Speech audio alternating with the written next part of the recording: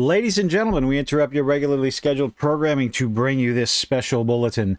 Physical media, owning your product, owning a movie, owning a video game, owning a book, physically in your hand, disc, VHS, a hard copy. It is becoming more and more important as the days go by, especially in this age of digital. And one such case rears its ugly head in this little article from Bounding Into Comics. If you bought the Tomb Raider 1, 2, and 3 remastered, you got a big old surprise. Post-launch, because they already got your money, they can do whatever they want with it. Tomb Raider 1, 2, 3 remastered hit with post-release censorship. As new update removes Lara Croft pinups from Tomb Raider 3 The Lost Artifact. My goodness. Post-release, they got your money, they can do whatever they want to, because it's digital. Oh well, too bad, so sad.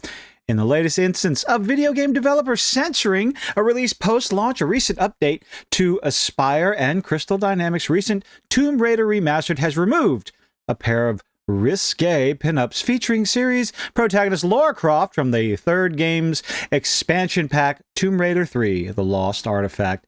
We've got screenshots to prove it, ladies and gentlemen. The two pinups in question, both of which are based on promotional renders made for Tomb Raider 3 proper, can be found hung over Lara's scuba gear locker at the start of the game's 4th level, sleeping with the fishes. You can see them in the background right there.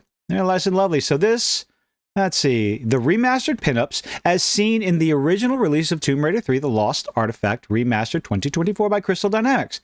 So there's screenshots proving it. They were there. They were done. Kicking the spice factor up just a notch. The second pinup depicts a fully nude Lara, wrapped seductively in a bedsheet, her body illuminated only by a pair of candles. Oh, how seductive. In the initial release of Tomb Raider 1, 3 Remastered, 1, 2, 3, 1 through 3, I'll just jump around. These pinups could be found on full display in both the Lost Artifact's original and remastered graphic settings. Their appearance in the former admittedly hard to make out thanks to being composed entirely of pixels. And the latter presented them in their original high definition resolution. So got that there. Let's see.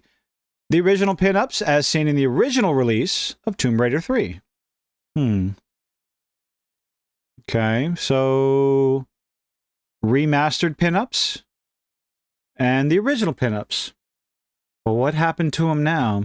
However, the first reported by users on the Tomb Raider subreddit following the release of the collector's title update 2.0 on April 11th, the pinups, while still present when playing with the game's original graphics, have now been completely removed from the remastered version of The Lost Artifact. So, this little scene right here, see what it turns into? Just completely gone. Absolutely, completely gone. Some puritanical, ideological nonsense individual decided to just take them out. I know that was just a bunch of word salad. It didn't make sense. It sounded good in my head as it was coming out. It not so much. But you get what I'm talking about. Puritanical ideology infecting a game after it was released. Now, you can sit there and say, oh my God, you just want a Coomer all over a goddamn video game. Why are you getting so aroused? That is not the point whatsoever in any of this. Editing a game, changing the game completely and totally, and apparently without giving any sort of word. Sure. Oh, but it's the game company's prerogative to change the game. It's a single-player game, offline-only game. Now, if you want to sit there and take a game like World of Warcraft, EverQuest, Ultima Online, yes, I'm going that far back.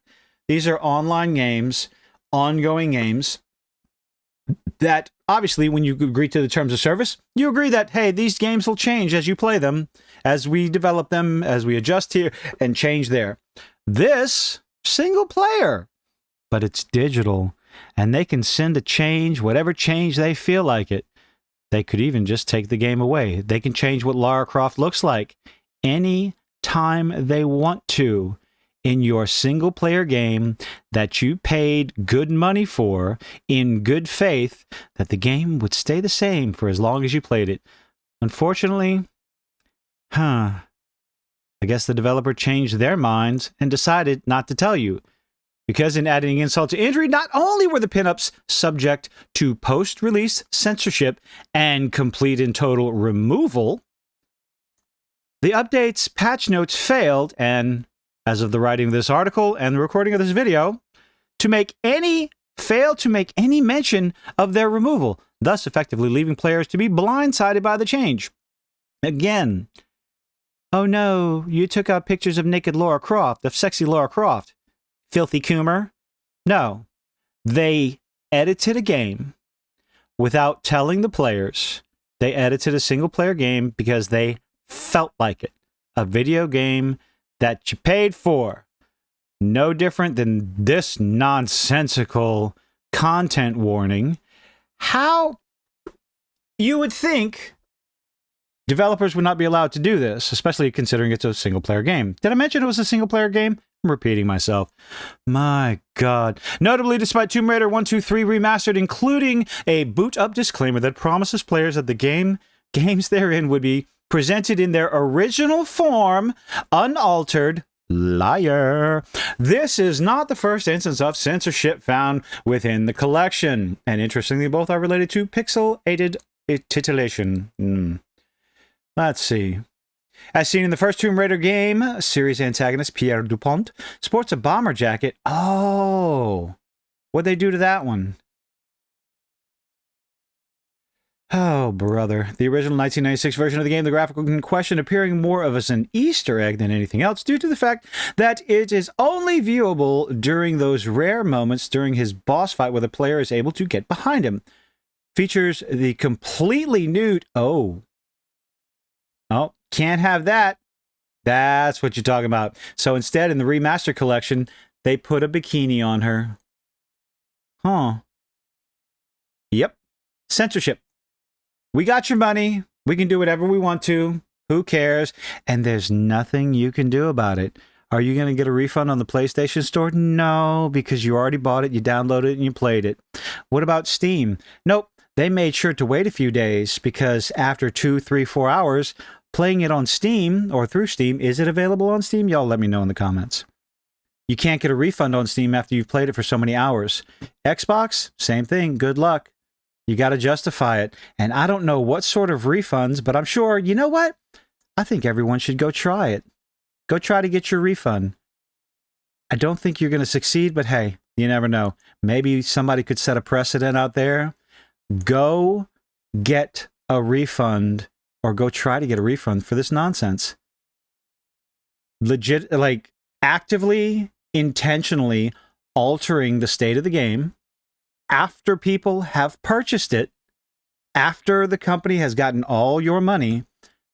There should be something we can do about that, something gamers could say about that to get it to stop. But this is the problem when you run into digital purchases, digital video games, digital movies. When you don't have the physical copy in your hand, they can do whatever they want to. Now, I'm not a big proponent myself. I've only got a couple of physical copies of recent games. I buy digital because I am very much aware. That's my prerogative, but it doesn't have to be yours. Vote with your wallet, speak with your wallet, and let these companies know what they're doing is... We're late enough. It's a bunch of bullshit. But hey, let me know what you think in the comments. Leave a like, leave a dislike, and do all those nifty little things that YouTubers beg you to do, and I hope to see you on the next one.